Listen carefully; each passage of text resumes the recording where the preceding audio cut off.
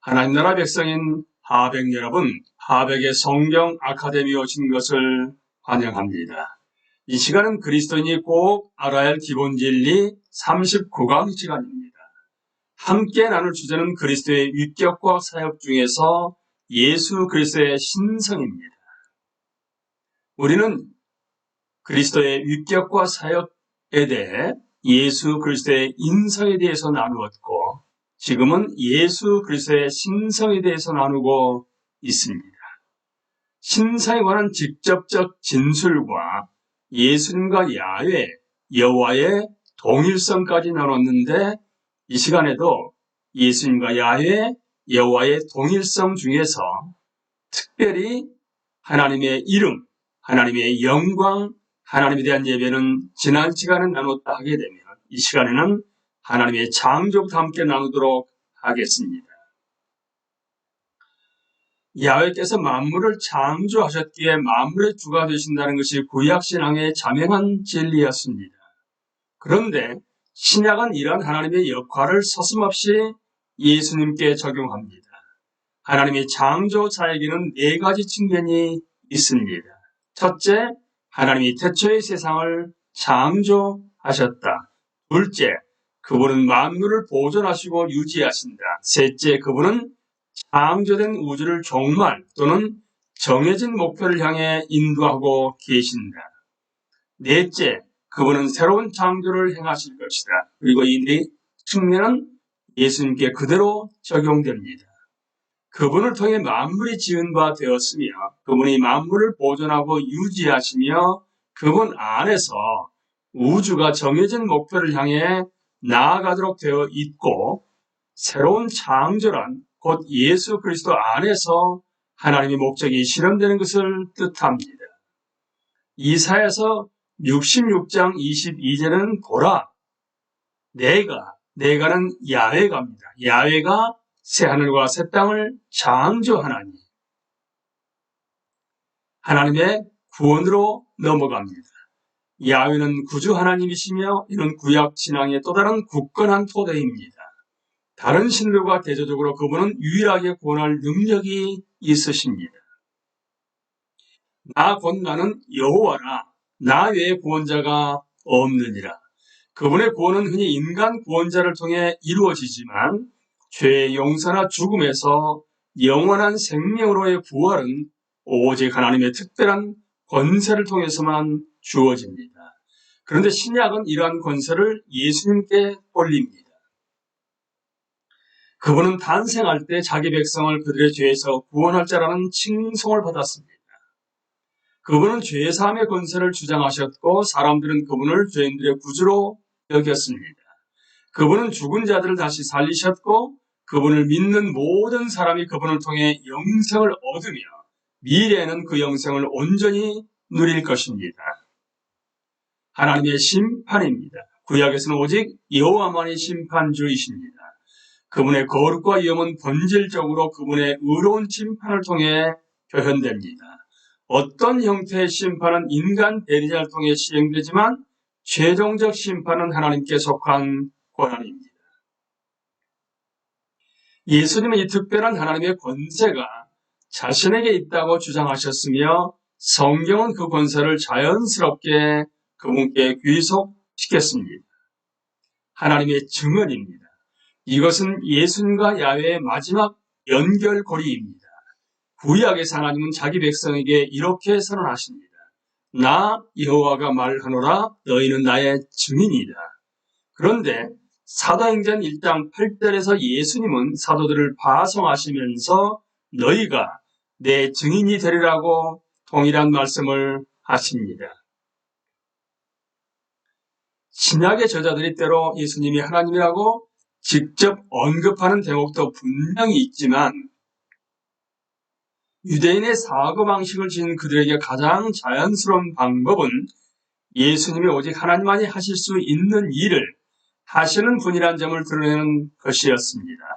따라서 그들은 예수 그리스도께 신성을 귀속시켜야 할 때 정의상학적 등식, 예수님은 하나님이시다라고 표현하기보다는 예수님이 하나님께만 속하는 고유한 속성과 사역에 참여하신다고 주장합니다.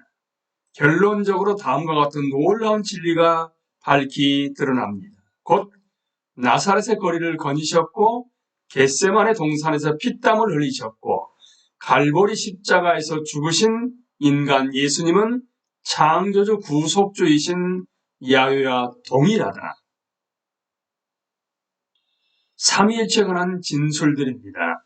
예수 그리스도의 신성은 그분이 신성에 있어서 성부, 성령 하나님과 동일하다고 주장하는 성경 구절들을 통해서도 확정됩니다. 이제 우리는 복음서의 증거들로 넘어갑니다. 복음서의 증거들에서는 부활, 승천, 예수님의 자의식과 주장, 기적, 동정녀 탄생, 공동체적 의미의 그리스도의 하나씩 나누겠습니다. 먼저 부활입니다.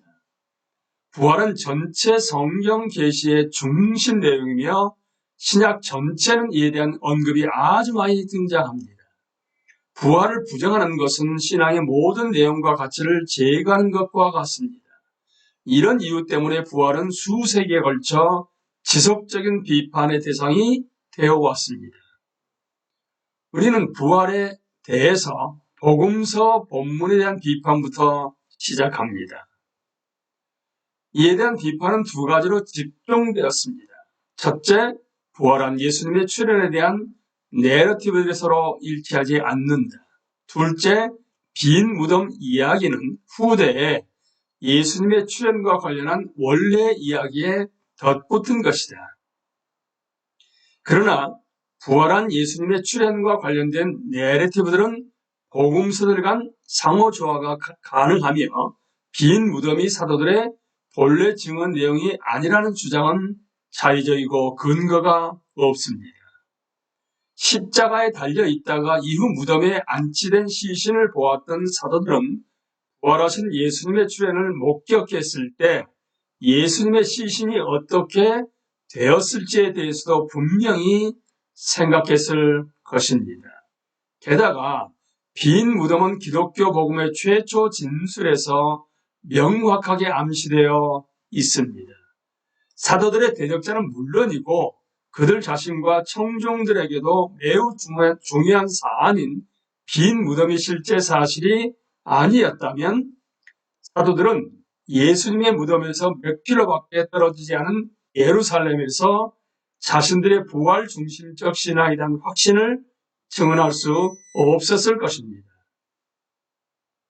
아울러 부활 내러티브들에는 빈 무덤과 부활하신 예수님의 출현이라는 두 가지 요소가 자연스럽게 조화롭게 연결되어 있습니다. 신학적 비판. 어떤 사람들은 사실과 의미의 철학적 구분에 기초하여 신약의 결정적 요소는 제자들의 부활 신앙, 즉 그리스도가 그들의 적을 정복하셨고 그들에게 소망과 의미가 있는 새로운 삶을 부여하셨다는 확신이라고 주장했습니다. 그들은 이러한 부활 신앙이 실제로 일어난 부활에 기초했는지 여부는 2차적 문제이며 최종적으로는 판단 불가능한 것이라고 말합니다. 어떤 이들은 죽음이라는 보편적 사실에 근거할 때 부활이란 전혀 불가능한 일이라고 주장합니다. 칸트 철학에서 이루어진 사실과 의미의 구분은 19세기 실증주의적 역사관에 반영되었으며 문제가 되는 다수의 비평가들이 그런 역사관을 받아들였습니다.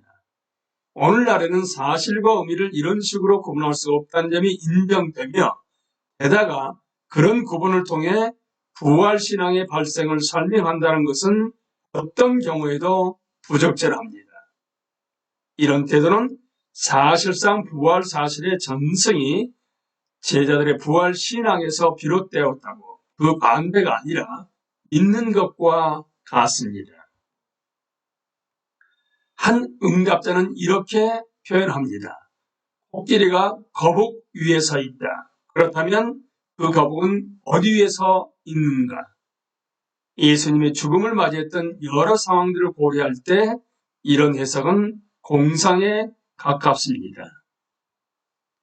우리는 이 시간에 복음서의 증거들 가운데서 첫 번째인 부활 중에서도 특별히 복음서 본문에 대한 비판과 신학적 비판에 대해 함께 나누었습니다. 다음 시간부터는 역사적 증거부터 시작하겠습니다. 강의를 마치겠습니다. 감사합니다.